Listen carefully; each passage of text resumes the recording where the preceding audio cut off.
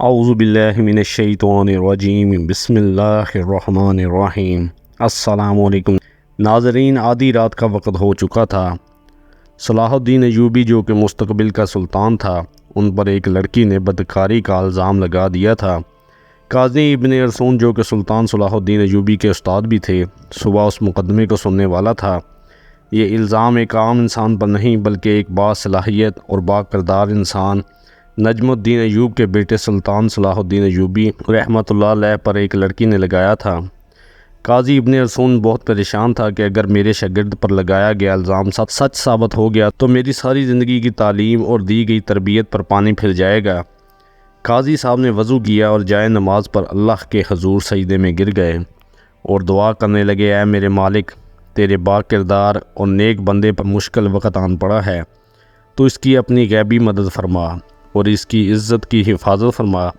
بے شک تو ہی عزت دینے والا ہے اور تو ہی ذلت دینے والا ہے۔ میرا دل نہیں مانتا کہ سلطان صلاح الدین ایوبی کسی کی طرف بری نظر بھی اٹھا کر دیکھا ہو، لیکن دوسری طرف شاریہ نامی لڑکی پورے وثوق سے سلطان صلاح الدین ایوبی پر اتنا بڑا الزام لگا رہی تھی۔ محترم ناظرین، یہ واقعہ کچھ اس طرح ہوا کہ جب سلطان نور الدین زنگی اپنی سلطنت پر قائم و دائم تھے تو اس وقت ایک شاریہ نامی لڑکی نے الزام لگایا کہ صلاح الدین ایوبی نے اس سے اکیلا پا کر اس کے ساتھ زبردستی کرنے کی کوشش کی ہے۔ تمام لوگ حیران تھے کہ سلطان اس طرح کا کام کر سکتا ہے کیا، کیونکہ سلطان تو لڑکی اور شراب سے بے حد نفرت کرتا تھا۔ کسی کو یقین نہیں آ رہا تھا، کوئی کچھ بات کرتا تھا، کوئی کچھ بات کرتا تھا۔ اگلی صبح سلطان نور الدین زنگی کی موجودگی میں قاضی ابن ارسطو نے یہ مقدمہ سننا تھا اور سلطان صلاح الدین ایوبی پر فرد جرم عائد ہونے کے بعد سزا سنائی جانی تھی۔ سلطان صلاح الدین ایوبی ساری رات بخار میں تڑپتا رہا اور اللہ سے دعا کرتا رہا، اے میرے مالک، تو ہی میری مدد فرما، تو ہی بہتر جانتا ہے، تو ہی سب سے سچا ہے، بے شک میری مدد کرنے والا صرف تو ہی ہے۔ صبح کا وقت ہوا تو سلطان صلاح الدین ایوبی کا بخار بہت زیادہ تھا۔ صلاح الدین ایوبی نے وضو کیا اور نماز کے لیے کھڑے ہو گئے۔ نماز ختم کرنے کے بعد اللہ کے حضور سجدے میں گر کر دعا مانگی اور کہا، اے میرے مالک، تو ہی میری عزت رکھنا۔ وہ دن نجم الدین ایوبی خاندان کے لیے بہت ہی عجیب دن تھا۔ لوگ بڑی بےتابی سے اس لمحے کا انتظار کر رہے تھے کہ جب سلطان نور الدین زنگی کی موجودگی میں قاضی ابن ارسطو اس مقدمے کو سنیں گے اور سلطان صلاح الدین ایوبی کے ساتھ کیا ہونے والا ہے، کیونکہ اس وقت کچھ لوگ نور الدین زنگی کے خلاف تھے جبکہ کچھ لوگ نور الدین زنگی کے ساتھ بھی تھے، اس لیے لوگوں کے ذہن میں مختلف سوالات تھے۔ صبح کا سورج طلوع ہو چکا تھا۔ سلطان نور الدین زنگی اپنے دربار میں آ چکا تھا۔ اس کے بائیں جانب قاضی ابن ارسطو کا تخت تھا اور نیچے سلطان صلاح الدین ایوبی ہاتھ باندھے ہوئے کھڑے تھے۔ تھوڑی دیر بعد قاضی صاحب نے فرد جرم پڑھ کر سنایا۔ فرد جرم سنانے کے بعد قاضی صاحب صلاح الدین ایوبی سے مخاطب ہوا اور بولا، تمہیں اپنی صفائی میں بولنے کا پورا حق ہے۔ صلاح الدین ایوبی نے قاضی سے مخاطب ہوتے ہوئے کہا کہ قاضی صاحب، جس لڑکی کو میں نے کبھی دیکھا تک نہیں، اس کے ساتھ کچھ برا کرنے کا سوچ بھی کیسے سکتا ہوں۔ یہ سنتے ہی قاضی صاحب نے کہا کہ شارع نامی لڑکی کو حاضر کیا جائے۔ جب وہ لڑکی دربار میں حاضر ہوئی تو سب لوگوں کی حیرت کی انتہا نہ رہی، کیونکہ اس کا سارا جسم ڈھانپا ہوا تھا اور صرف آنکھیں بڑی مشکل سے دکھائی دے رہی تھیں۔ سلطان صلاح الدین ایوبی سمجھ نہیں پا رہے تھے کہ جس لڑکی کو اس نے دیکھا تک نہیں، وہ اس پر اتنا گھناؤنا الزام کیوں لگا رہی ہے۔ اس سے آخر ایسی کون سی غلطی سرزد ہو گئی ہے جو لڑکی نے اس پر اتنا بڑا الزام لگا دیا۔ قاضی ارسطو شاریہ نامی لڑکی سے مخاطب ہوئے اور پوچھا، بتاؤ صلاح الدین ایوبی نے تمہارے ساتھ کیا کیا؟ اس لڑکی نے کہا، میں اپنا بیان پہلے دے چکی ہوں، مزید ایسے باتیں کر کے میں اپنی عزت مزید خراب نہیں کر سکتی۔ بخار زیادہ ہونے کی وجہ سے صلاح الدین ایوبی کا چہرہ زرد ہو رہا تھا اور ہاتھ کانپ رہے تھے، زبان پر بھی لرزہ طاری تھا۔ انہیں دیکھ کر مجمع کو یوں لگ رہا تھا کہ صلاح الدین ایوبی بے قصور نہیں۔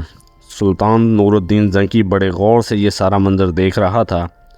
پورے دربار میں سناٹا چھایا ہوا تھا۔ لوگ بڑے غور سے صلاح الدین ایوبی اور اس لڑکی کی باتوں کو سن رہے تھے۔ سلطان صلاح الدین ایوبی نے اس لڑکی سے کہا، کیا تمہیں اپنے رب سے ڈر نہیں لگتا کہ تم ایک بے قصور انسان پر اتنا بڑا الزام لگا رہی ہو لوگ سمجھ رہے تھے کہ سلطان نور الدین زنگی کا بھتیجا ہونے کی وجہ سے صلاح الدین اگر مجرم قرار بھی پایا تو سزا سے بچ جائے گا۔ صلاح الدین ایوبی نے قاضی سے کہا، جب ہم کسی بھی مسئلے کا حل نہیں نکال پاتے تو پھر ہم اپنے اللہ کی طرف رجوع کرتے ہیں، اور میں بھی اس لڑکی کو کہتا ہوں کہ اگر یہ اللہ کو حاضر و ناظر جان کر اللہ کی قسم کھا کر یہ کہہ دے کہ اس کا الزام سچا ہے تو میں وہ بھی گناہ قبول کر لوں گا جو مجھ سے سرزد بھی نہیں ہوا۔ یہ سنتے ہی وہ لڑکی صلاح الدین ایوبی کو غور بغور دیکھنے لگیں۔ وہ سلطان صلاح الدین ایوبی کی حالت سمجھ چکی تھیں۔ تھوڑی دیر بغور بخوبی دیکھنے کے بعد لڑکی چیخ چیخ کر رونے لگی اور کہنے لگی کہ میں تمام مجمع کے سامنے اللہ کو حاضر و ناظر جان کے کہتی ہوں کہ سلطان صلاح الدین ایوبی بالکل بے قصور ہیں، سارا گناہ میرا ہے۔ یہ سن کر سارا مجمع حیران رہ گیا اور اس لڑکی کے چند الفاظ نے مقدمے کو الٹ کر رکھ دیا۔ اتنے میں سلطان نور الدین زنگی دہشت سے اپنی کرسی سے اٹھا اور اس لڑکی کو کہا، کیا تمہیں پتہ ہے کہ الزام تراشی کی تمہیں کتنی بڑی سزا مل سکتی ہے؟ تو اس نے کہا، ہاں مجھے معلوم ہے کہ اس کی مجھے کتنی بڑی سزا ملے گی۔ اس وجہ سے قاضی نے اس لڑکی سے کہا، آخر ایسی کیا وجہ تھی کہ تم نے صلاح الدین ایوبی پر اتنا بڑا گھناؤنا الزام لگایا؟ تو لڑکی نے اپنی آنکھیں جھکا لیں، لیکن جب سلطان نور الدین زنگی رحمۃ اللہ علیہ نے لڑکی کی طرف دیکھا تو اس نے کہا، اے میرے سلطان، میں جانتی ہوں کہ مجھ سے بہت بڑا گناہ ہو گیا، شاید جس کی تلافی بھی ناممکن ہو، چونکہ جو داغ صلاح الدین ایوبی کے کردار پہ لگا وہ شاید میں چاہتے ہوئے بھی نہ مٹا سکوں، لیکن یہ کام کرنے کے لیے میں مجبور تھی۔ سلطان نور الدین زنگی نے پوچھا، بتاؤ تمہیں اس کام کے لیے کس نے مجبور کیا؟ تو شاریہ نامی لڑکی نے امیر ابن مرقوم کی طرف اشارہ کرتے ہوئے کہا، امیر نے مجھے یہ سب کرانے پر مجبور کیا۔ یہ سب سنتے ہی تمام درباری امیر ابن مرقوم کو ملامت اور غصے کی نظروں سے دیکھنے لگے۔ امیر ابن مرقوم اپنی جگہ سے اٹھا اور بڑے دیدے کے ساتھ کہنے لگا، یہ لڑکی جھوٹ بول رہی ہے قاضی صاحب، میں بھی صلاح الدین کی طرح اس کو جانتا تک نہیں۔ نور الدین زنگی نے کہا، کل معلوم ہو جائے گا کہ کون بے گناہ ہے اور کون گناہ گار۔ اس کے بعد سلطان نور الدین زنگی نے شاریہ نامی لڑکی کو اپنے کمرے میں بلایا اور پوچھا کہ بتاؤ اصل ماجرا کیا ہے؟ لڑکی نے کہا کہ ایک جنگ میں میرے ماں باپ مارے گئے تھے اور میں اس ظالم امیر ابن مرقوم کے ہاتھ لگ گئی۔ یہ مجھ پر بے انتہا ظلم اور بے حد تشدد کرتا ہے، اور شاہی کنیز کے جانچ کرنے کے بعد اس لڑکی کی پیٹ پر کوڑوں کے نشان بھی دکھائی دیے گئے۔ ادھر سلطان نور الدین زنگی کے خاص جاسوسوں نے شاریہ اور امیر ابن مرقوم کے بارے میں ساری معلومات اکٹھی کر لیں اور ان کے آپس کے تعلق کو سلطان کے سامنے بے نقاب کر دیا۔ یہ دیکھ کر سلطان نے اگلے دن پورے مجمع کو ایک جگہ پر اکٹھے ہونے کی دعوت دی۔ یہ دعوت اس لیے تھی کہ قاضی ابن مرقوم کی سزا لوگوں کے سامنے دکھا سکیں۔ تمام لوگ بڑی دور سے امیر ابن مرقوم کی حالت دیکھنے کے لیے آئے۔ جب اس کو میدان میں لایا گیا تو سخت زنجیروں میں جکڑا ہوا تھا۔ لوگ اس کو ملامت کی نظروں سے دیکھ رہے تھے۔ شریعت کے مطابق اس کو 70 کوڑے مارے گئے، اور اس کے بعد سلطان نور الدین زنگی نے اس کی تمام جائیداد ضبط کر لی اور اس سے شاہی عہدہ بھی لے لیا، اور اس کی تمام جائیداد سلطان صلاح الدین ایوبی کو دینے کی دعوت کی۔ لیکن سلطان صلاح الدین ایوبی رحمۃ اللہ علیہ نے یہ کہتے ہوئے ٹھکرا دیا، میں کسی کا مال اپنے حصے میں رکھ کر غاصب نہیں بننا چاہتا۔ اور اسی طرح سلطان صلاح الدین ایوبی رحمۃ اللہ علیہ کی اللہ تعالیٰ نے غیبی مدد کی، اور اس کے وجود پہ لگا یہ بدکاری کا داغ دودھ کی طرح دھل گیا۔ بے شک اللہ اپنے بندوں کی مدد فرماتا ہے۔ جو انسان گناہ، بدکاری، زنا سے بچتا ہے تو اللہ تعالیٰ اس کی ضرور مدد فرماتا ہے۔ انسان کا اپنے رب پر بھروسہ اور اپنے ایمان پر پختگی ہونی چاہیے، تو اللہ کی غیبی مدد ضرور آتی ہے۔